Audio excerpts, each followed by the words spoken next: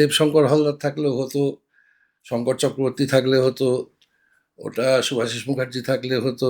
আমি বলতে চাইছি হচ্ছে যারা অভিনয়ের ছাত্র হুম হুম তাদের কাছে ওটা খুব স্বাভাবিক। আমি এই কটা নাম বললাম মানে শুধু এরা নয়, রজতাভ দত্ত থেকে শুরু করে খরাজ মুখার্জি থেকে শুরু করে এমন বহু মানে আমাদের ব্যাচ এবং আমাদের পরেরও ব্যাচের কিছু কিছু আছে, হুম হুম যেমন আমাদের শান্তির ছেলে কিংবা আমাদের বাবানের ছেলে মানে ঋদ্ধি এবং ঋতব্রত, হুম হুম এবং আমাদের কৌশিকের ছেলে উজান, ওই বাবা মার সূত্রেই পাওয়া তাদের।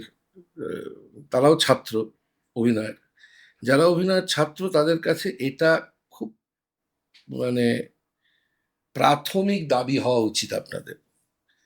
অভিনয়ের ছাত্র নয় ঠিক আছে, সে আচ্ছা আপনি হুম হুম অন্যরকম কিছু করতেই পারেন। যেমন আজকের তারিখে অনেকে মনে করেন যে সোশ্যাল মিডিয়ায় কত তার ফলোয়ার আছে সেই অনুযায়ী তাকে অভিনেতা তকমা দেওয়া হবে, কিংবা তার পেটে কতগুলো ভাঁজ আছে আর কতগুলো মাসল আছে।